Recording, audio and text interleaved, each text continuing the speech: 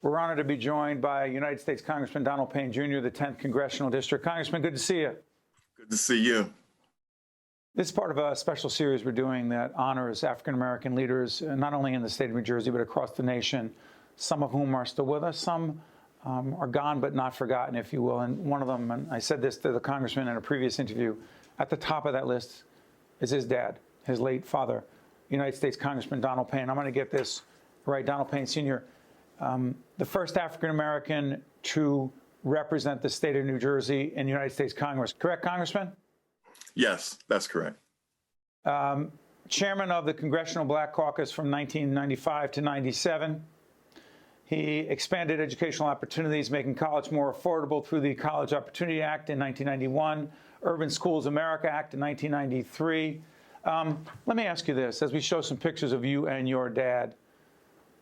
Why, first of all, he replaced an icon in the United States Congressman Peter W. Rodino, who chaired the Watergate impeachment proceedings against disgraced President Richard Nixon. Your dad becoming a member of Congress in New Jersey, so important for so many reasons. What did it mean to you, Congressman? Well, Steve, it was quite an accomplishment for a man that had worked so hard for people all of his life. You mentioned that he was the first African-American congressman from the state of New Jersey. He was also the first African-American to preside over the presidency of the YMCAs of the Americas. And he was the youngest at 33, I believe he was. Yep. And so, I mean, you know, he just had a natural care about people and making their lives better. So I was able to watch this process that he originally thought about running in 1972. He finally decided to run in 1980. That's right. And he was unsuccessful. And he then ran again in 86. Once again was unsuccessful. But in 1988, he was able to win. Steve, it was a real lesson in my life about watching someone that had a goal, do what they could do to attain it, not be successful, pull back, look at what they did, and move forward again. So it was really my first true example of watching someone have a goal and doing everything to attain it. And it was such a life lesson that was really amazing for me, and I'll never forget that process. And you know, Congressman, you and I grew up in similar homes in certain ways, and very different homes in other ways. But our dads were not only friends, but interacted with each other in the political arena. They were classmates at Barringer High School, quote, back in the day, really back in the day. And I used to hear about your dad in our home all the time, and the kind of campaign he ran again and again to win that congressional seat, and the kind of congressman he was. But what I'm curious about, from your perspective, is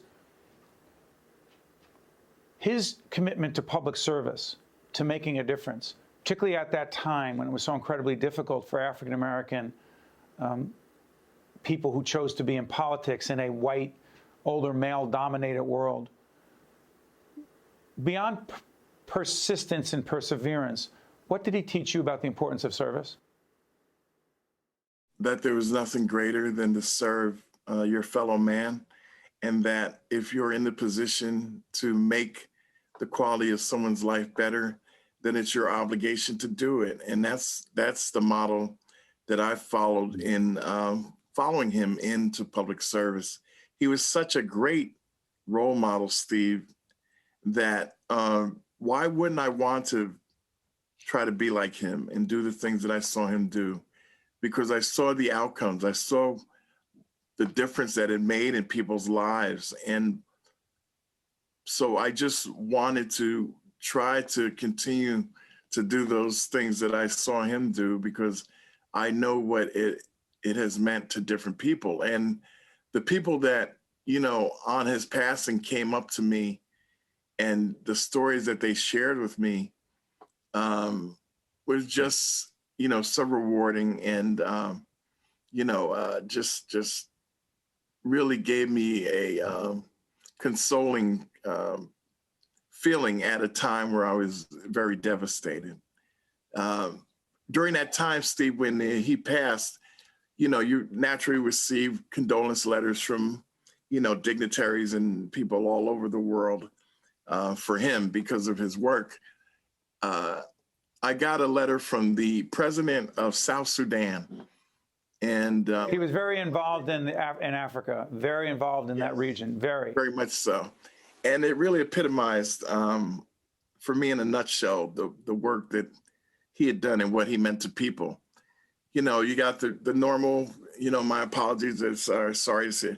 And then his PS was, if it was not for your father, my country would not exist. And that really kind of wrapped it up in a nutshell for me. Congressman Donald Payne, Sr., a giant in Congress, in New Jersey, and the nation. I want to thank you so much, Congressman, not just for your service, but also sharing your perspective on your father and the great impact he's had on so many. Thank you, Congressman. Thank you. I'm Steve Adubato. We thank you so much for watching, and we'll see you next time. Think Tank with Steve Adubato has been a production of the CAUCUS Educational Corporation. Funding has been provided by PSC&G, the Healthcare Foundation of New Jersey, University Hospital, Prudential Financial, Summit Health, Horizon Blue Cross Blue Shield of New Jersey, New Jersey Sharing Network, the Robert Wood Johnson Foundation, and by Rutgers University, Newark. Promotional support provided by NJBIZ and by CIANJ and Commerce Magazine. Hi, I'm Joe Roth. In New Jersey, there are nearly 4,000 residents in need of a life-saving organ transplant, and one person dies every 3 days waiting for this gift of life. One organ and tissue donor can save 8 lives and enhance the lives of over 75 people. You have the power to make a difference and give hope. For information or to become an organ and tissue donor, visit www.njsharingnetwork.org and be sure to talk with your family and friends about this life-saving decision.